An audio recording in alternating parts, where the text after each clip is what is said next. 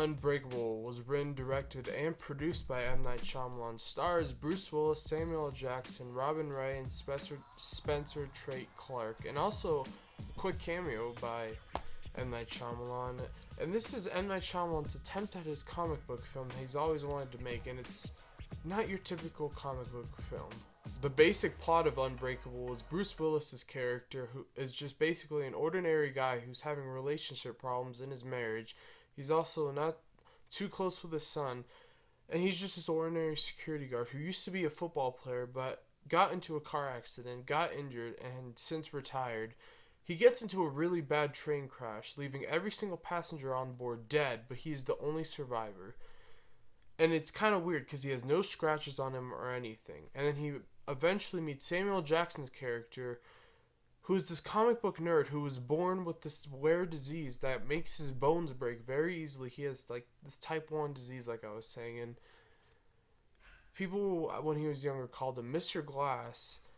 And he's just been looking for this guy all his life. He's been looking for someone to say these words, the only survivor left. And Bruce Willis was that only survivor left. So he is starting to get into Bruce Willis's mind, saying that he is a superhero. But Bruce Willis is not believing this shit. He's just trying to be this ordinary security guard, and he's slowly developing more of a relationship with his son, and he's slowly trying to fix his marriage by trying to restart and getting a second chance with his marriage, just like he got a second chance in life. Eventually, he realizes that he is a superhero, but he's not your typical superhero. When people bump into him, he can see all the shitty things they have done in their past, and he can see all the crimes they have done, and he also can bench press 370 pounds for 2 reps like it's basically nothing. And his weakness is water. In this movie, there really is not any action scenes in this entire movie. If you actually look at IMDb's genre of this film, it's a thriller and mystery film, and it really is. Now, a lot of people say this is a comic book movie, and while it is a comic book movie, it's more of a psychological thriller going into what would probably happen in real life if you find out you were a superhero. You wouldn't be the Man of Steel flying across the town. You wouldn't be Batman, with all these handy gadgets. If anyone's most likely to be a superhero, it's going to be some ordinary guy who really doesn't even want to be a superhero. He kind of just finds out he has these powers, but all in all, through his life, he kind of has realized he has these powers. And as he's slowly getting more and more into the probability that he is a superhero, he's realizing things like he's never been sick before. He's never had any bad injuries. And the way he finds out his weakness is water is because the only time in his life he's almost died is when he drowned when a couple of kids were drowning him in a pool. So 2 kids were basically drowning him in water, and he eventually, Samuel Jackson just says, water is your one weakness. It's the only thing we have in common, because Bruce Willis is this unbreakable, literally, man. He can't be killed. While Samuel Jackson, on the other hand, his character, if he falls down the stairs, he's most likely going to shatter his freaking leg into 14 places. Now, the things I love most about this movie, I watched this movie for the very first time literally about 5 minutes ago. The things I enjoyed most were M. Night Shyamalan's direction and photography. How he shot this movie is he shot it with really long takes, so he just made the camera linger in one spot, and how he placed the camera. He either did an extremely wide shot showing 2 people having a conversation, or he went in between 2 objects. Like the very first shot, basically, in this entire movie, he's going in between a conversation with Bruce Willis and this one random chick, and he's just in between these 2 seats on the train before it crashes, and it's just constantly going back and forth and just lingering on that shot for a really long time. So he either does that, or he puts the camera reflecting on something. Now, there's a couple times the camera reflects.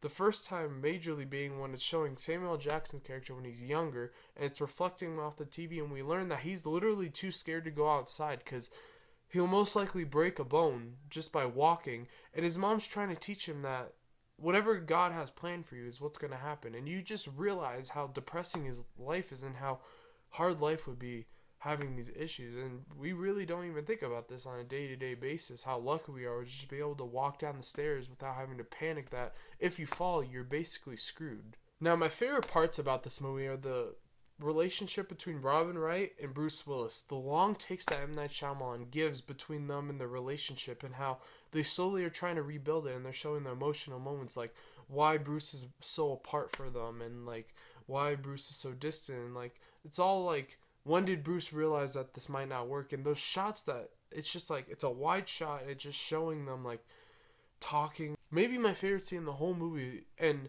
I'm not the type of guy that really likes like romantic movies and stuff like that. I enjoy my common rom-coms, obviously, but I'm more of like an action 80s, 90s Arnold Schwarzenegger type of guy.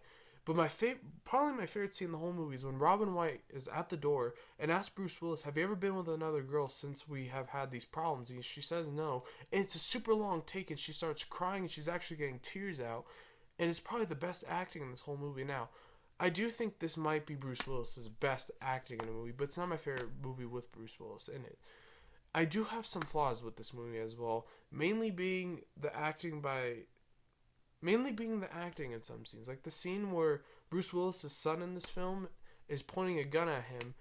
They don't really seem like Bruce Willis and his wife are even that scared. And also, when Bruce Willis comes out of the hospital without a scratch and all these families are waiting, hearing that all their children and loved ones are dead, his son like gives him the smallest hug, and his wife, she's still his wife, gives him the smallest hug. Like, be happy that your husband's fucking alive. But instead, they're just like, it's so annoying. That's not what you would do in real life if your husband was just in a traumatic train accident and is back from the dead, basically, and just got a second chance at life. You don't give him a light hug. You comfort that man. All in all, though, Unbreakable, I think, might be one of the best comic book movies of all time, simply because I think this is the most realistic take of a comic book movie ever put into film. As comic book movies, this movie is almost giving representation that to be a superhero, you don't have to have superpowers in a way. Now, Bruce Willis does have superpowers, but the only time he really does anything to help is he just goes to save a family, and all he does is choke out a guy. And it kind of just shows you that in today's society, you don't need superpowers to be a superhero. You could be a superhero just by going to help people out. You really can. And the ending, I really actually do enjoy the ending of this film. I did kind of call it. I literally knew Samuel Jackson was going to be the main villain as soon as he was born. I was like, there's the villain of this movie, because it's like he's the opposite of him. It was a nice little plot twist, though, that they shake hands and Bruce realizes that Samuel Jackson actually, this is a big spoiler to the movie, he realizes that Samuel Jackson actually has been behind all these big mass murder sprees, and he's been the one who's killing all these people because he's trying to find who the superhero is to his counterpart, because he thinks he has nothing left in life because he can't even go outside without breaking a bone, and he's trying to find his purpose in life. And it really is psychologically like just sad that he's trying to find his way in life, so he's killing all these people to try to find that comic book superhero, because all he has really in his life are comic books. As he even said, all he had to do in a third of his life while sitting in a hospital was read comic books. And I sort of relate to him in a sense. Now, I don't have a disease where if I stub my pinky toe, my whole foot will shatter. But you relate to that in the comic book sense that we all kind of want a superhero to be real. We all wish Batman was real. We all wish Superman was real. But realistically, we all can be our own Batman, Superman. And I think that's the main big message given in this movie, even though it's not really that clear. Now it's time for me to give my final Marco's Movies opinion. All in all, Unbreakable I thought was an excellent comic book movie with super deep and very vivid meanings in this whole entire film, giving just a common theme that being a superhero doesn't mean having to actually be a comic book superhero. And realistically, we can all be a superhero in this sense. Now, there is a couple acting flaws, and there is a couple flaws that I don't like with the film. But all in all, this is one of the best comic book movies of all time. I'm going to give Unbreakable an A-. More specifically, the rating is a 92%.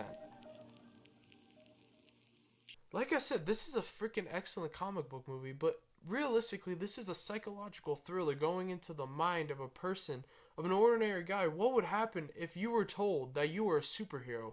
You probably wouldn't react the way you would think, as being a superhero is a lot more than you think. I wish there was a sequel to this movie going over how Bruce Willis is going to cope with trying to fix his relationship with both his wife and his son while being a superhero, having Samuel Jackson's character as a supervillain. I wish we had a sequel just like that. Now, I am going to see Split. I'm going to also do a review on Split very soon. But thank you guys for watching this movie review. If you guys enjoyed this video and you enjoy seeing a teenager's subjective opinion on movies and love seeing a teenager rate, review, and rank movies, please consider clicking that subscribe button. And as always, keep watching movies.